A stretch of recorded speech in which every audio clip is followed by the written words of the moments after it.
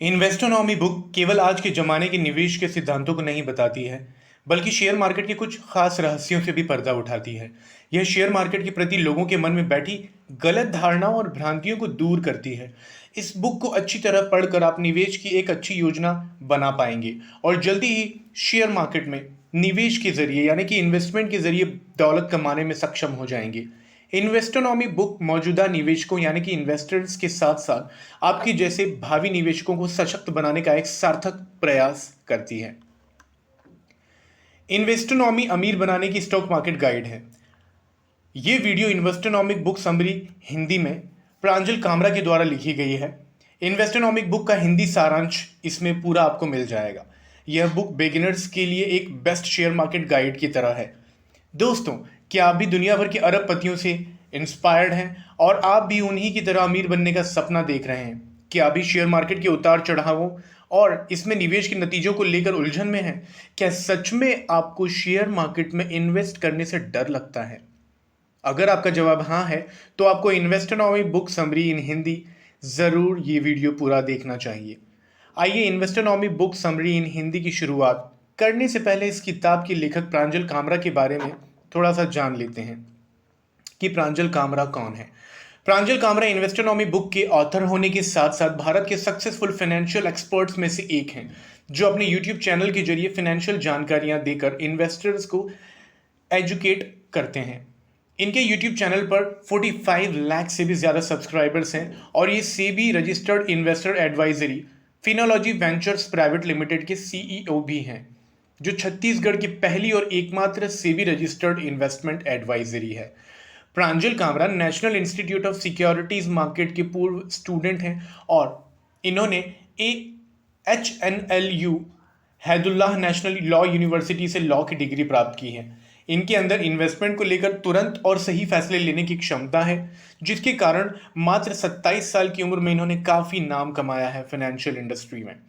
अगर आप उनके विषय में और भी ज़्यादा जानना चाहते हैं या फिर उनके द्वारा दी गई वित्तीय सेवाएं लेना चाहते हैं तो www.finology.in पर विजिट कर सकते हैं। तो दोस्तों, आपको ये मानकर चलना है कि जिस इंसान की बुक पढ़ रहे हैं वो हमें शेयर मार्केट के बारे में सही एडवाइस देने में कैपेबल है। इन्वेस्टोनॉमी बुक आपको क्यों पढ़नी चाहिए? अगर आप इक्विटी इन्वेस्टिंग में फेल हो चुके हैं तो इस बुक से आपको अपने ज्ञान को बढ़ाने में मदद मिलेगी। इन्वेस्टोनॉमी बुक को लिखने का उद्देश्य निवेशकों को शेयर मार्केट में इन्वेस्ट की बुनियादी नियमों को से अवगत कराना है। इस बुक में उन सभी बुनियादी रणनीतियों यानी कि स्ट्रैटेजी, बेसिक स्ट्रैटेजी और रूल एंड रेगुलेशंस का खुलासा किया गया है, जिनका इन्वेस्टर्स द्वारा शेयर चुनते समय ध्यान रखना बहुत ज़रूरी है। इस बुक को पूरी तरह पढ़ना या इस वीडियो को पूरी तरह समझना यह निश्चित करेगा कि आप भली भांति सीख गए हैं शेयर मार्केट में किस तरीके से सक्सेसफुल इन्वेस्टिंग करनी चाहिए। तो चलिए अब इन्वेस्टोनॉमी बुक के बारे में आगे जानते हैं। शेयर मार्केट बड़े सपनों का प्रवेश द्वार है। ऑथर यानी कि प्रांजल कामरा कहते हैं कि आपने भी मेरी ही तरह अपने किसी दोस्त को कहते हुए सुना होगा कि काश मेरे पास इतना पैसा होता कि मैं अपना कपड़ों का व्यापार शुरू कर पाता, या काश मेरे पास एक रेस्टोरेंट खोलने के लायक पैसे होते। ऐसे डिज़ायर्स को सुनने के बाद मैं अक्सर अपने दोस्तों को यह कहकर साहस बढ़ाता हूँ, उनका मनोबल बढ़ाता हूँ कि अपने सपनों को सच बनाओ, लेकिन कुछ ऐसा भी है जो उन्हें उनके सपनों को सच करने से रोकता है। तो ऐसा क्या है जो आपको बड़े सपने देखने से रोकता है? ऑथर यहाँ 3 ऐसे कारण बताते हैं जो आपको बड़े सपने देखने से रोकते हैं। पहला, आपके अंदर ज्ञान, अनुभव, कौशल की कमी हो सकती है, यानी कि आपके अंदर नॉलेज, एक्सपीरियंस या फिर स्किल्स की कमी हो सकती है। दूसरा, धन और स्रोतों की कमी हो सकती है, यानी कि पैसा और रिसोर्सेज की कमी हो सकती है। तीसरा, समय और सहायता की कमी हो सकती है। यहाँ यह भी संभव है कि ऊपर दिए गए तीनों ही कारण आपके बड़े सपने देखने में आपको रुकावट पैदा करते हो, लेकिन ज़रा सोच कर देखिए कि क्या व्यापार यानी कि बिजनेस करने के लिए ये तीनों कारण जरूरी हैं या कोई और भी तरीका हो सकता है। अगर मैं आपसे कहूँ कि आप कोई भी बिजनेस कर सकते हैं बिना ये जाने कि वो कैसे किया जा सकता है, आप बिना धन या स्रोत के व्यापार कर सकते हैं, आप बिना समय या सहायता के भी व्यापार कर सकते हैं, तो क्या आप यकीन करेंगे? शायद नहीं। यह सब सुनने में आपको बिल्कुल बकवास लग रहा होगा, क्योंकि ऐसा तो सिर्फ शेयर इन्वेस्टर्स के अवसरवादी जगत में ही संभव हो सकता है। आप शेयर मार्केट से क्या उम्मीद कर सकते हैं? शेयर मार्केट में पैसा बढ़ाने के बहुत सारे अवसर यानी कि अपॉर्चुनिटीज मौजूद हैं। पहला, शेयर बाजार में इन्वेस्ट करना किसी भी अच्छे व्यापार में हिस्सेदारी पाने का सबसे अच्छा तरीका है, क्योंकि यहाँ आपका धन पूर्णतः डेडिकेटेड बिजनेस मैनेजर्स के हाथों में होता है। यहाँ आप अपना धन अच्छी संभावनाओं वाले बिजनेसेस में लगा सकते हैं, जिनका management Warren Buffett, Ratan Tata और गोदरेज जैसे पॉजिटिव विचार वाले लोगों के हाथों में होता है। ऐसे लोग रोजाना पेशेवरों की यानी प्रोफेशनल्स की बड़ी टीम के साथ मिलकर काम करते हैं ताकि उनका बिजनेस सफल रहे। उनके बिजनेस की सफलता से ही आपकी पूंजी बढ़ती है। तो क्या आपको लगता है कि अपनी पैसा बढ़ाने का इससे कोई बेहतर और भी तरीका हो सकता है, जहां रतन टाटा और गोदरेज जैसे दिग्गज लोग आपके लिए काम कर रहे हैं? दूसरा, आप यहां किसी भी बिजनेस में एक छोटी सी धनराशि से इन्वेस्ट कर सकते हैं, जो समय के साथ व्यापार मूल्य बढ़ने पर कई गुना हो जाती है। तीसरा, यहां धन इन्वेस्ट करके यानी कि यहां पैसा इन्वेस्ट करके उसे भूल जाने की जरूरत होती है, क्योंकि किसी भी व्यापार को बढ़ने और सफल होने में समय लगता है। शेयर मार्केट में अपना पैसा बढ़ाने का सबसे अच्छा तरीका है। आप जरा सोच कर देखिए कि क्या आपको किसी एक नए बिजनेस में पहले ही दिन से मुनाफा होने लगता है? बिल्कुल नहीं। आपका पेशेंस आपको अपने ऊपर पेशेंस रखकर आपके बिजनेस को बढ़ने का इंतजार करते रहना होता है। आप कई वर्षों तक 12 घंटे काम करते रहते हैं, तब जाकर व्यापार में बिजनेस में प्रॉफिट मिल पाता है। शेयर बाजार में भी ऐसा ही होता है। आपको सही शेयर चुनकर इसे बढ़ने का समय देना पड़ता है। कुछ समय बाद जैसे जैसे व्यापार यानी कि बिजनेस बढ़ने लगता है, आपके निवेश किए गए शेयर का मूल्य भी बढ़ता है और आप प्रॉफिट कमाने लगते हैं। शेयर मार्केट में इन्वेस्टमेंट से जुड़ी बेसिक बातें। शेयर मार्केट के बारे में प्रसिद्ध value stock investor Peter lynch कहते हैं कि हर किसी में इतना दिमाग होता है कि वह स्टॉक मार्केट को आसानी से समझ सके। अगर आप 5वीं कक्षा का गणित जानते हैं तो आप भी स्टॉक मार्केट को समझ सकते हैं। चलिए एक एक करके शेयर मार्केट से जुड़ी सभी बुनियादी बातों को समझते हैं। स्टॉक यानी कि शेयर किसे कहते हैं? किसी भी कंपनी को काम करने तथा विकसित होने के लिए एक बड़ी पूंजी यानी कि पैसे की आवश्यकता होती है। कंपनी के लिए पैसे की व्यवस्था करने का एक आम तरीका होता है किसी बैंक से लोन लेना, जिस पर कंपनी को प्रत्येक माह एक निश्चित धनराशि ब्याज के रूप में बैंक को देनी पड़ती है। इसके अलावा कंपनी के पास धन इकट्ठा करने का एक और तरीका होता है कंपनी के शेयर जारी करके। इन्हीं शेयरों को आम लोगों यानी कि आप जैसे लोगों द्वारा खरीदा जाता है। कंपनी के पूंजी को जिन छोटी छोटी इकाइयों में बांटा जाता है उसी को शेयर कहते हैं। शेयर शब्द का मतलब कंपनी में हिस्सेदारी होती है। अगर आपके पास कंपनी का शेयर है तो इसका मतलब आपके पास उस कंपनी का स्वामित्व है, यानी कि ऑनरशिप है। आपको पूरा अधिकार होगा कि उस कंपनी के मुनाफे में हिस्सेदार बने। शेयर बाजार स्टॉक मार्केट क्या है? शेयर बाजार एक ऐसा बाजार है जहां कंपनियों के शेयर खरीदे और बेचे जाते हैं। आम बाजारों में आप केवल खरीदारी कर सकते हैं, लेकिन शेयर बाजार में आप खरीद भी सकते हैं और बेच भी सकते हैं। इस तरह आप दोनों ही स्थितियों को नियंत्रित कर सकते हैं। स्टॉक एक्सचेंज क्या है? स्टॉक एक्सचेंज एक ऐसी संस्था है जो उस बाजार की मेजबानी करती है जहां शेयर बेचने और खरीदने वाले के साथ आकर शेयरों का सौदा यानी कि खरीदना या बेचना होता है। साधारण शब्दों में कहें तो शेयर क्रेताओं या विक्रेताओं यानी कि शेयर खरीद और फरोख्त करने वालों को मिलाने वाले मंच को स्टॉक एक्सचेंज कहा जाता है। शेयर धारक यानी कि स्टॉक होल्डर्स पैसा कैसे कमाते हैं? किसी भी कंपनी का शेयर खरीदने के बाद आप दो तरीके से पैसा कमाते हैं। पहला डिविडेंड आय के रूप में और दूसरा निवेश का मूल्य बढ़ने पर।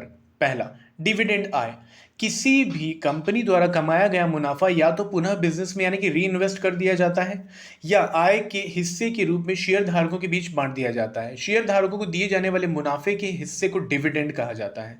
दूसरा, निवेश मूल्य की वृद्धि। शेयर मार्केट में पैसा इन्वेस्ट करने का मुख्य उद्देश्य निवेश यानी कि इन्वेस्टमेंट के मूल्य को बढ़ते हुए देखना होता है। शेयर की मांग कंपनी के प्रदर्शन से प्रभावित होती है, जिसके परिणाम स्वरूप शेयर के भाव में बदलाव होता रहता है। शेयर का भाव बढ़ने से निवेश के मूल्य में वृद्धि होती है। निवेश के मूल्य में जितनी वृद्धि होती है उतना ही शेयर धारकों को स्टॉक होल्डर्स को मुनाफा होता है। शेयर मार्केट में रिस्क मिथ है या रियलिटी है?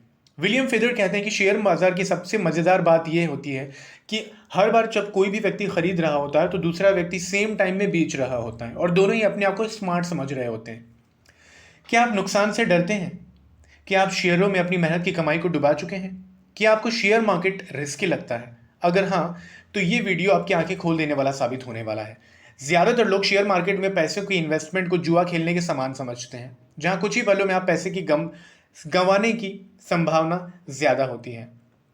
ऑथर कहते हैं कि शेयर मार्केट में इन्वेस्टमेंट जुए जैसा बिल्कुल भी नहीं है। आप शेयर मार्केट में पैसा तभी गंवाते हैं अगर आप एक धैर्यहीन ट्रेडर हैं, यानी कि अगर आप में पेशेंस नहीं है लॉन्ग टाइम में, तो आप बिल्कुल पैसे को लूज कर जाएंगे। शेयर मार्केट में पैसा कई गुना बढ़ाने का एक अच्छा तरीका होता है बस आप इस खेल के नियमों को अच्छे से फॉलो कीजिए। शेयर बाजार इन्वेस्टमेंट में सफलता के लिए सबसे प्रसिद्ध कहानी यानी कि सबसे पॉपुलर स्टोरी है वॉरेन बफे की, जो कि दुनिया के सबसे सक्सेसफुल इन्वेस्टर्स में से एक हैं। वॉरेन बफेट ने सारी संपत्ति शेयर मार्केट में इन्वेस्टमेंट करके कमाई है।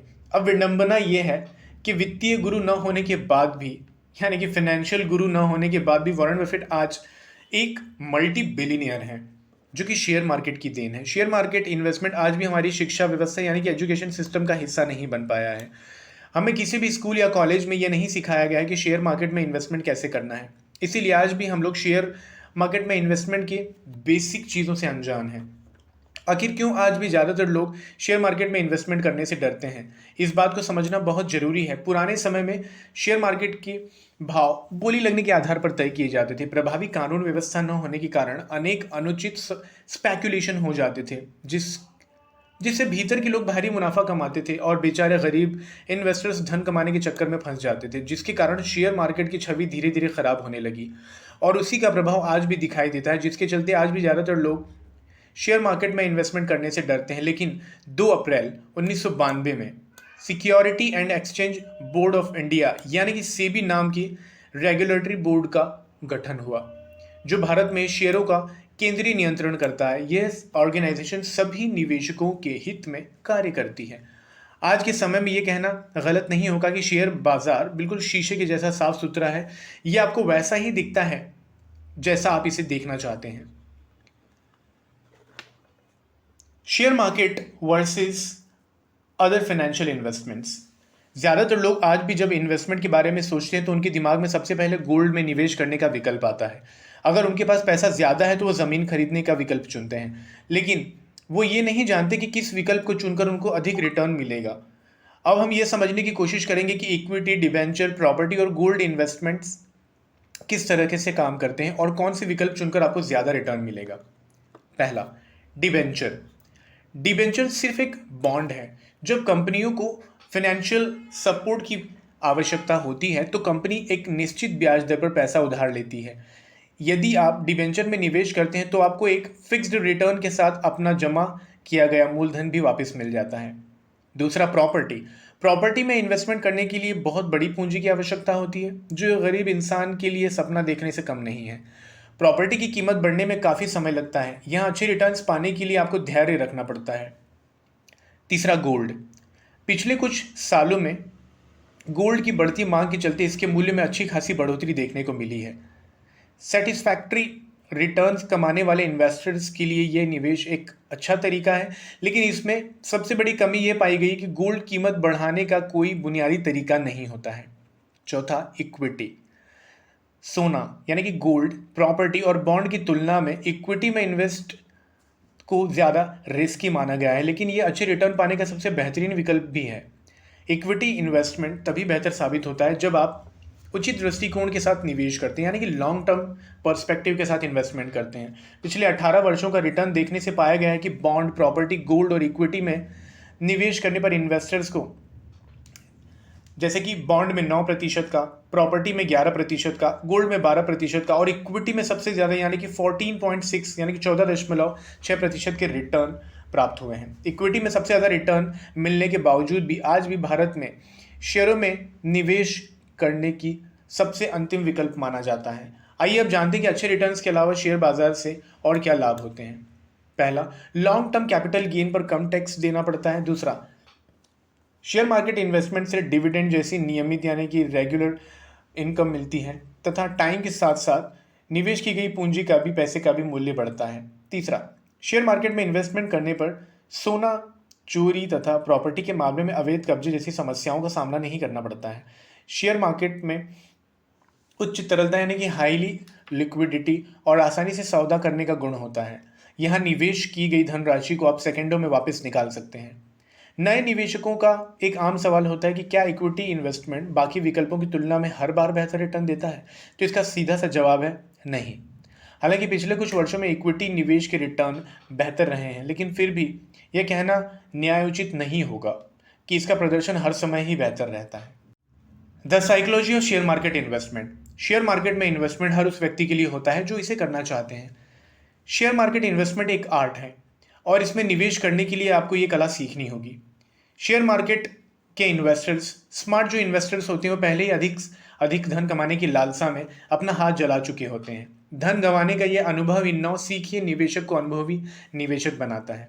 सीखने के दो तरीके होते हैं शेयर मार्केट को। पहला, खुद गलती करके उनसे सीखना या फिर दूसरों की गलतियों से सीखना। अक्सर समझदार लोग दूसरे विकल्प को चुनते हैं और दूसरों की गलतियों से सीखते हैं। शेयर मार्केट इन्वेस्टमेंट को सीखने के लिए ऑथर ने यानी कि प्रांजल कामरा ने इस बुक में कुछ अद्भुत नियम बताए हैं जिनके द्वारा आप इस कला को सीख सकते हैं। किसी भी कंपनी के शेयर इन्वेस्टमेंट करने से पहले आपको उस कंपनी का अच्छे से विश्लेषण कर लेना चाहिए। आपको ये समझना होगा कि आपका कोई भी पड़ोसी या शुभचिंतक या रिश्तेदार आपको निवेश सलाहकार नहीं हो सकता। केवल आप ही हैं जो आप अपने लिए सबसे अच्छा फाइनेंशियल डिसीजन ले सकते हैं। अगर आपने किसी कंपनी के शेयर में इन्वेस्टमेंट किया है तो आपको उस कंपनी से जुड़ी खबरों पर ध्यान रखना चाहिए, और अगर कंपनी से जुड़ी कोई खबर आपको अंदरूनी महसूस हो तो ये मानकर चलिए कि इसे जनता में जानबूझकर फैलाया गया है।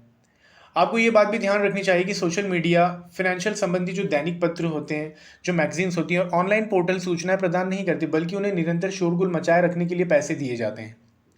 आपको ये समझना होगा कि सोशल मीडिया प्लेटफॉर्म कोई भी ऐसी खबरें नहीं देंगे जिससे आपको लाभ हो। शेयर मार्केट इन्वेस्टर्स तो एक कला है, यानी कि शेयर बाजार में निवेश करना सिर्फ एक कला है जिसे अनुभव और ज्ञान के द्वारा सीखना पड़ता है।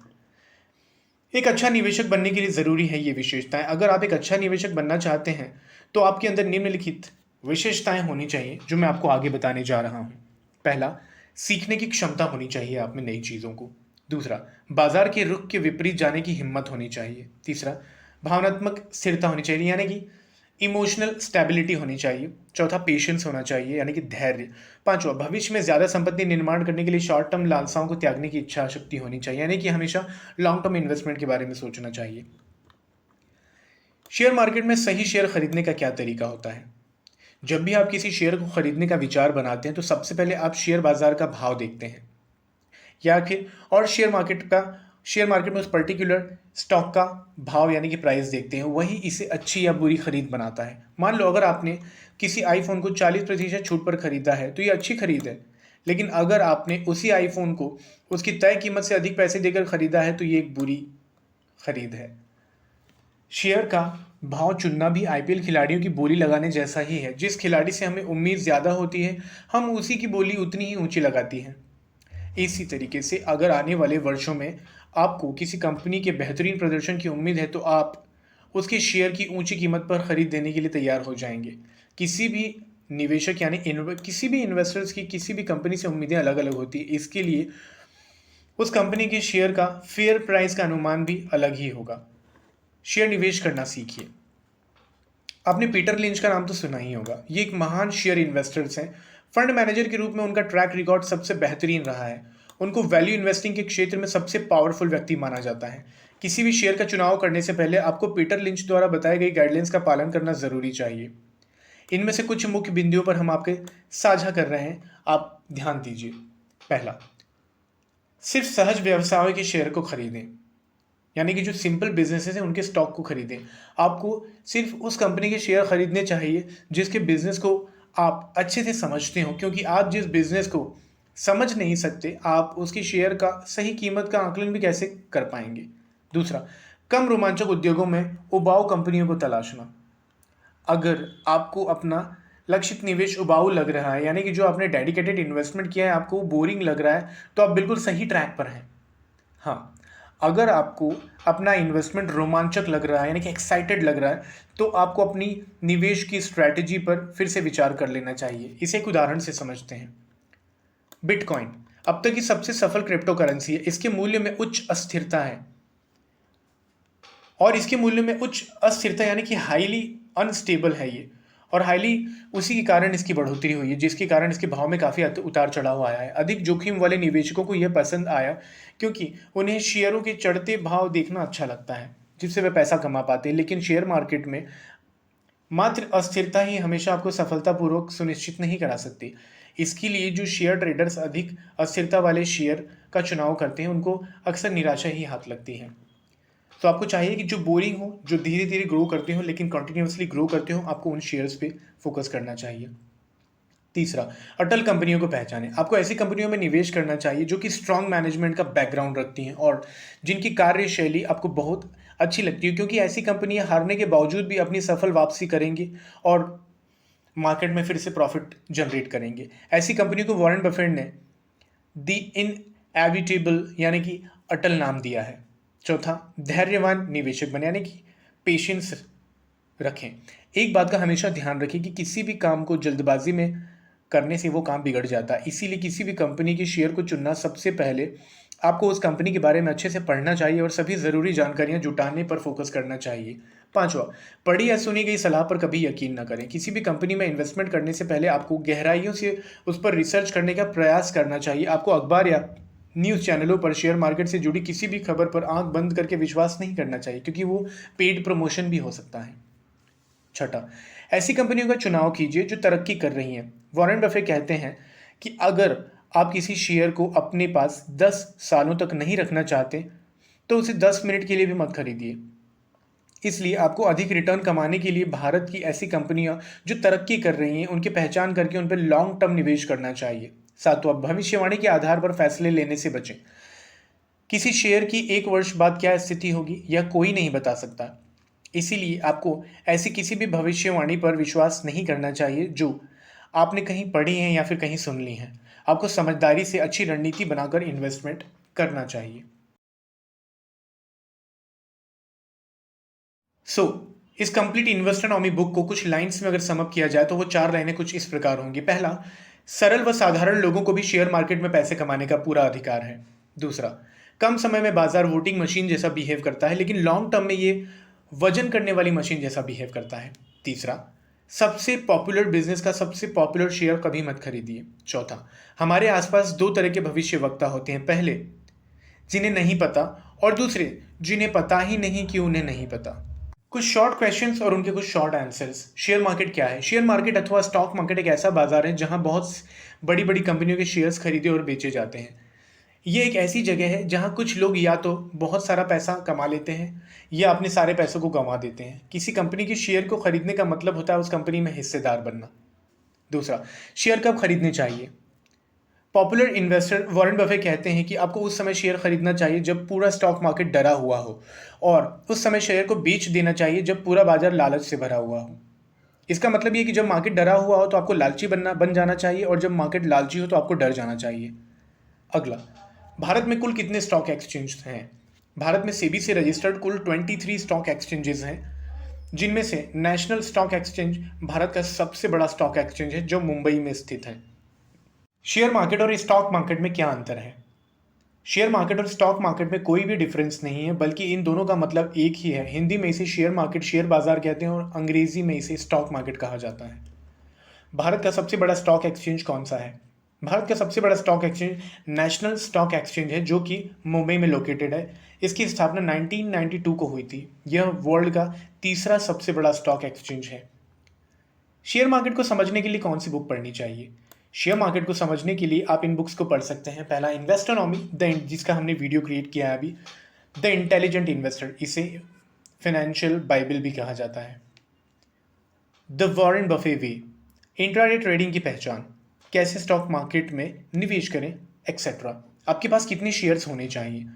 अगर हम वॉरेन बफेट की सलाह माने तो उन्होंने सिर्फ 5 से 10 शेयरों को खरीदने की सलाह दी है। इसका मतलब ये है कि आपको अपने पोर्टफोलियो में से सिर्फ 5 से 10 कंपनियां ही रखनी चाहिए।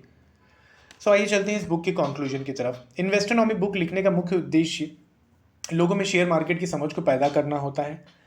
लोगों के दिमाग से शेयर मार्केट में स्टॉक मार्केट के डर को निकालना है।